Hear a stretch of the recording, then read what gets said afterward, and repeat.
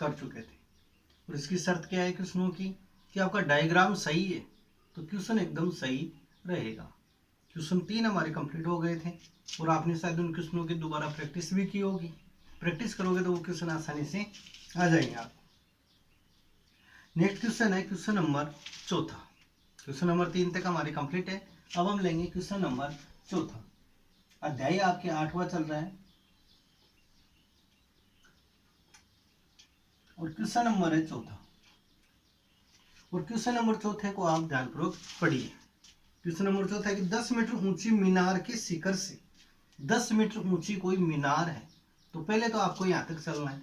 10 metre ऊंची मीनार है तो ये कोई मीनार है 10 मीटर ऊंची, कि 10 मीटर ऊंची मीनार की, तो 10 मीटर ऊंची ये मीनार हो गई। 10 मीटर मीनार,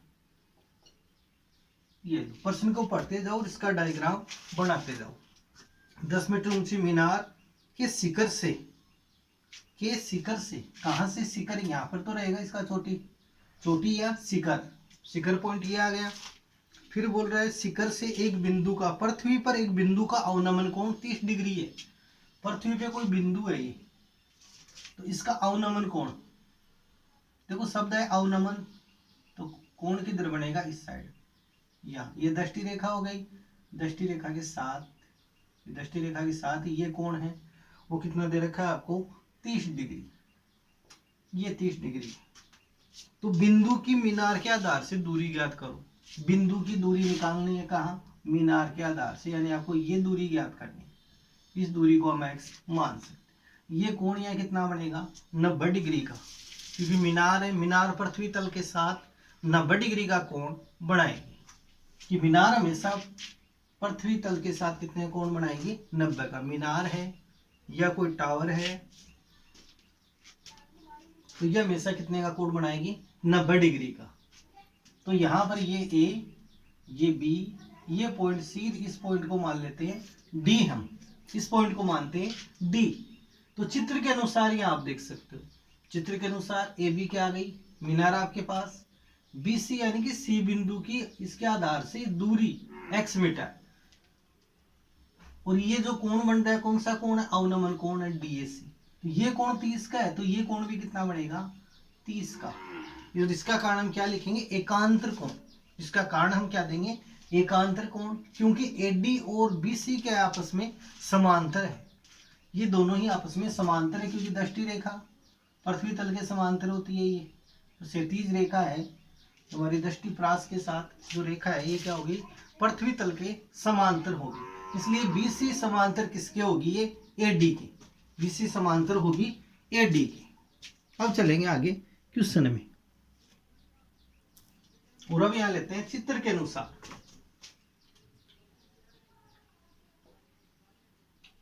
चित्र के अनुसार मीनार की ऊंचाई,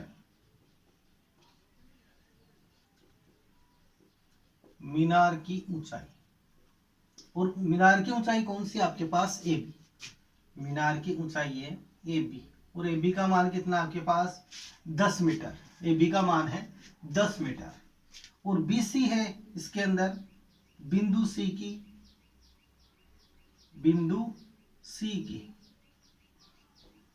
की मीनार के आधार से दूरी, मीनार के आधार से दूरी, और ये दूरी कितनी है आपके पास, BC के रूप में। और BC का मान आपको ज्ञात करना है जो है x मीटर। अब ये त्रिभुज बन गया हमारे पास। या पहले इस कोण को दिखाएंगे, देखो, यानी AD समांतर किसके है, BC के है। AD समांतर है BC के, अतः कोण DAC, कौन सा आ रहा है, DAC, कोण DAC बराबर किसके होगा, कोण ACB के, कोण ACB के। और इसका मान 30 है तो इस कोण का मान भी कितना आएगा, 30 डिग्री। और इसका कारण क्या देंगे, एकांतर कोण, इसका कारण आ जाएगा एकांतर कोण। अब इस त्रिभुज में हम चलेंगे, त्रिभुज ABC में जो आपके पास क्या है, समकोण त्रिभुज है, और जिसमें न्यून कोण का मान भी प्रेजेंट है, स्थित है। न्यून कोण भी आपके पास 30 डिग्री, कोण बी का मान 90 डिग्री है आपके पास। कोण बी का मान कितना है इसमें 90 डिग्री आपको दिया हुआ है। तो हम यहाँ लेंगे त्रिभुज एबीसी में कोण बी का मान 90 डिग्री, थीटा का मान, थीटा यानी कोई भी न्यून कोण है यहाँ जो 30 डिग्री का आपको दिया हुआ है क्वेश्चन में। अवनमन कोण था, और ये कब बनता है अवनमन कोण, जब आप ऊपर खड़े हो नीचे की तरफ देख रहे हो, ऊपर खड़े होके नीचे की तरफ देखते हैं तो कौन सा कोण बनता है अवनमन कोण, जैसा नाम में ही छुपा हुआ है इसके। दूसरा था उन्नयन, उन्नयन यानी ऊपर की तरफ, जब आप नीचे खड़े होके ऊपर की तरफ देखते हो तो कौन सा कोण बनता है उन्नयन कोण बनता है, या उनतास कोण भी उसको हम कहते हैं। तो अब इसमें देखो थीटा के सामने की जो भुजा है उसको क्या कहेंगे लंब, तो लंब का मान तो आ गया इसमें ए बी, और ए बी का मान कितना है 10 मीटर। लंब के लिए आप एल लिख दो इस प्रकार से शॉर्ट में, ताकि आपके भी याद रहे कि यहाँ लंब है लिखा हुआ। फिर आगे जो हम इसका अनुपात लेंगे वो किस में मिलेगा, साइन में मिलेगा, कोस में मिलेगा, या टेन में मिलेगा, वो फिर हम देखेंगे। दूसरा एक आपको ज्ञात करना है क्या, बीसी का मान, बीसी एक्स, ये आ गया आपके पास आधार। देखो एक तो लेंगे ज्ञात और एक लेंगे अज्ञात। ज्ञात और अज्ञात इन दोनों का अनुपात आपको देखना है क्वेश्चन में।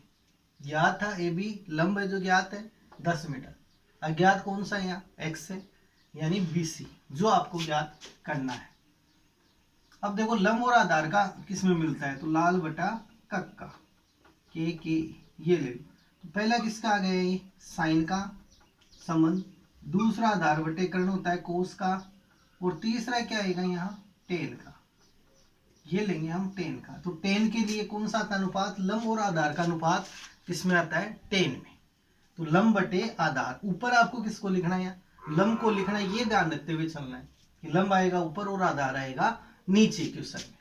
तो हम यहाँ यूज करेंगे टेन थीटा, और टेन थीटा के बराबर आ जाएगा, पहले किसको लिखेंगे ऊपर लंब को, लंब है इसमें ए बी बटे, फिर लेंगे आधार को, और आधार है आपके पास बीसी, आधार है बीसी। अब टेन थीटा, तो थीटा का मान आपके पास कितना है 30 डिग्री है, तो 30 डिग्री याद रख दो आप, टेन 30 बराबर ए बी का मान देखो कितना है 10, बीसी का मान देखो x, ये आ गया। अब टेन 30 का मान आपको कहाँ मिलेगा, जो त्रिकोणमितीय सारणी है उस सारणी में आपको टेन 30 का मान मिलेगा, तो वो मान आप इसमें रख सकते हो। तो टेन 30 और टेन 30 का मान कितना आपके पास 1/√3, ये मान आप यहाँ सारणी से इसमें रख दो। तो टेन 30 का मान है 1/√3 बराबर 10/x। अब इसको हम वज्र गुणा कर सकते हैं, यानी ये भी भिन्न के रूप में है और ये भी क्या है भिन्न के रूप में है। जब दोनों ही पक्ष भिन्न के रूप में है तो हम क्या करेंगे, इसको वज्र गुणा करेंगे। x को 1 से गुणा करेंगे तो x, और 10 को √3 से गुणा करेंगे तो 10√3 मीटर। तो मीनार की ऊंचाई आपके पास कितनी आ जाएगी 10√3 मीटर, या फिर √3 का मान आप इसमें रख सकते हो। तो √3 का मान होता है 1.732, ये दो मान है आपको याद रखने हैं। √3 का मान 1.732 और √2 का मान होता है 1.414, ये दो मान है जो इसमें काम आते हैं। ये दोनों ही मान आपको याद रखने पड़ेंगे। तो आगे यहाँ √3 का मान आप रख दो, आगे पूछा है यदि क्वेश्चन में तो 10 गुना √3 का मान 1.732, तो 10 में 1 0 है तो 0.1 अंक के बाद इसको पीछे किसका देंगे हम, तो आ जाएगा 17.32 मीटर। तथा मीनार की ऊंचाई आपके पास कितनी आएगी 17.32 मीटर। तो इसमें से कुल 4 नंबर के क्वेश्चन आने की संभावना है। कभी कभी 5 के भी दे देता है कि 2 छोटे क्वेश्चन यहाँ से उठा के आपको दे सकता है, या फिर एक छोटा क्वेश्चन, या तो 2 छोटे क्वेश्चन आएंगे या फिर एक छोटा क्वेश्चन, और एक 3 नंबर का बड़ा क्वेश्चन इस चैप्टर में से होगा आरबीएससी में। नेक्स्ट क्वेश्चन हम लेते हैं क्वेश्चन नंबर 5।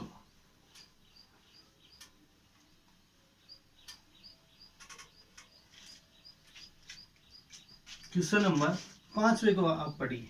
एक नदी के ऊपर एक पुल नदी के तट के साथ 45 डिग्री का कोण बनाता है।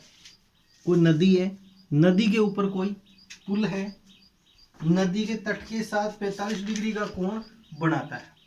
कितने का कोण बना रहा है? 45 डिग्री का। तो आपको नदी की चौड़ाई ज्ञात करनी है। इस प्रकार से नदी है आपके पास।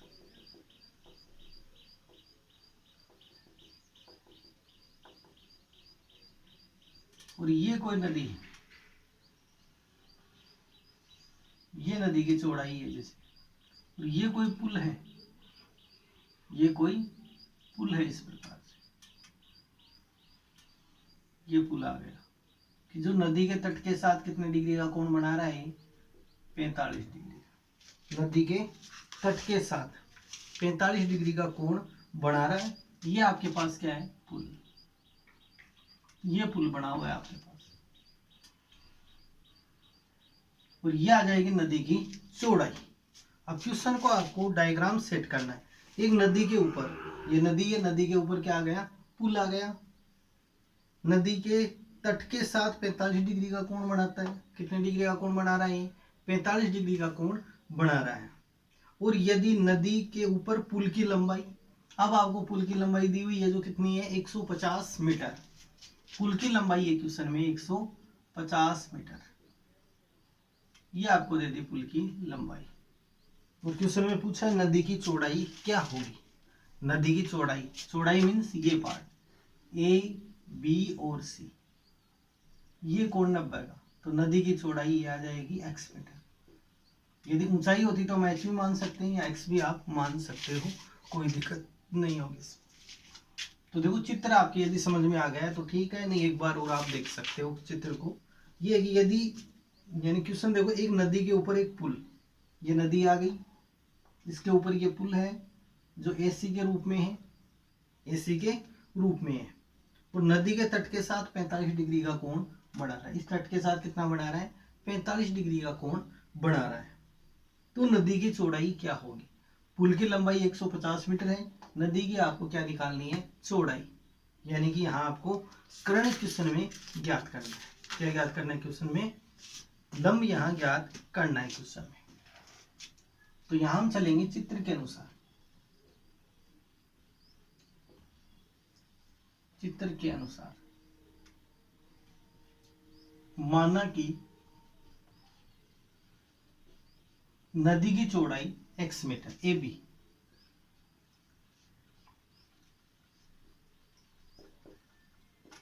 नदी की चौड़ाई, और चौड़ाई कितनी है आपके पास? AB, और AB का मान कितना है आपके पास? x metre. और नदी के पुल की जो लंबाई है वो, पुल की लंबाई, पुल की लंबाई है आपके पास AC, और AC का मान है 150 मीटर है। अब यहां से हम लेंगे त्रिभुज ABC में कोण B का मान कितना रहेगा? 90 डिग्री। तो ये दूसरा तट है, इसके साथ तो 90 डिग्री का कोण बनाएगी, यहाँ नदी का तट है। तो यहाँ पर कोण B का मान आ गया 90। तो त्रिभुज कौन सा बन गया? ABC में, त्रिभुज ABC में कोण B बराबर आ गया आपके पास 90 डिग्री। कोण B का मान कितना है हमारे पास? यहाँ 90 डिग्री। कोण B का मान 90 है। फिर यहां से लेते हैं हम AB, यानी थीटा का मान 45 डिग्री आपके पास, AB का मान है x मीटर, और AC का मान है आपके पास 150 मीटर। तो AB तो यहाँ क्या बन गया? 90 डिग्री का ये कोण है 45 डिग्री का कोण है, यानी थीटा है। तो थीटा के सामने की भुजा को हम क्या कहेंगे? लंब कहेंगे। तो AB यहाँ पर क्या बनेगा? लंब। तो आप सांकेतिक भाषा में यहाँ लिख लो अपने अनुसार L। AC क्या आ गया? 90 डिग्री के ठीक सामने की भुजा को क्या कहते हैं हम? कर्ण। तो यहाँ पर यह आ जाएगा कर्ण की। लंब और कर्ण, लंब और कर्ण किसमें रहता है? प्रेजेंट। ये आप देख सकते हैं। थीटा का मान 45 है, B का मान 90 है। तो ये जो है के लंब और कर्ण का अनुपात, लंब और कर्ण का अनुपात किसमें आता है? साइन में। पहला किसका बनेगा रेशियो? ये साइन का, ये कोस का अनुपात, और ये टेन का। लंब और आधार है अनुपात में तो ये बनेगा टेन का। कोस है आधार और कर्ण है अनुपात में तो बनेगा कोस का। लंब और कर्ण है अनुपात तो बनेगा साइन का। तो हम इसमें किसका प्रयोग करेंगे? किस त्रिकोणमिति अनुपात का प्रयोग करेंगे? साइन का। तो यहां से हम लेंगे साइन थीटा बराबर में क्या आएगा? लंब बटा कर्ण। आपको देखो यहां से जो लिखो वो ध्यान से लिखना है। ऊपर किसका लिखना है आपको? लंब को। नीचे इसके किसको लिखना है? कर्ण को। ये ध्यान आपको रखना है। यदि आपने इसको उल्टा लिख दिया तो क्वेश्चन पूरा खराब हो जाएगा यहां से। यानी लंब बटे कर्ण का आपको ध्यान रखना है। तो लंब का मान है, यानी लंब है आपके पास ए बी और कर्ण है आपके पास A C. Sine theta sine 45, A B का मान कितना आपके पास? x बट्टे 150। अब साइन 45 का मान आप त्रिकोणमितीय सारणी से रख सकते हो। तो साइन 45 के बराबर होता है 1/√2। साइन 45 बराबर 1/√2। ये मान आप यहाँ रख दो। तो 1/√2 बराबर x बटे 150। अब ये भी दोबारा भिन्न के रूप में आ गया आपके पास। तो क्या रास्ता है अब हमारे पास? केवल इसको वजन गुणा हम करेंगे। तो 150 को 1 से गुणा कर दो और √2 को x से गुणा कर दो। √2x बराबर 150। इसका पक्षांतरण हम करेंगे तो x के बराबर आ जाएगा 150 बटे √2। अब इसके हर का परिमेयकरण आपको करना पड़ेगा। रूट वाली संख्या आ गई है हर के रूप में, तो आपको क्या करना पड़ेगा? हर का परिमेयकरण। तो इसको √2 बटे √2 से गुणा कर दो। तो 150 √2 और 2 को √2 से गुणा करेंगे तो कितना आ जाएगा? 2 केवल। अब 2 का भाग देंगे 150 में तो आ जाएगा 75 √2 मीटर। तो अतः नदी की चौड़ाई कितनी आएगी? 75 √2। नदी की चौड़ाई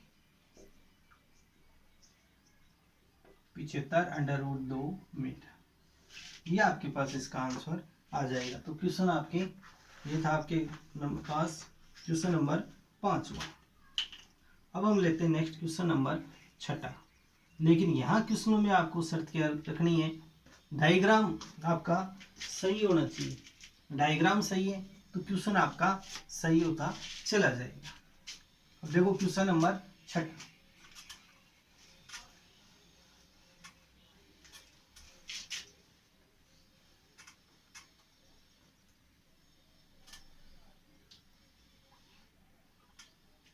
और क्वेश्चन नंबर 6 है, दो खंभों के शीर्ष जिनकी ऊंचाई 20 मीटर और 14 मीटर है।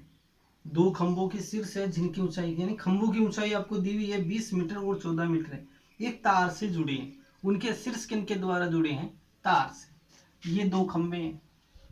एक की ऊंचाई है 20 मीटर है और दूसरे की ऊंचाई कितनी है? 14 मीटर है। तो इससे छोटा ही होगा 14 मीटर का। ये 14 मीटर।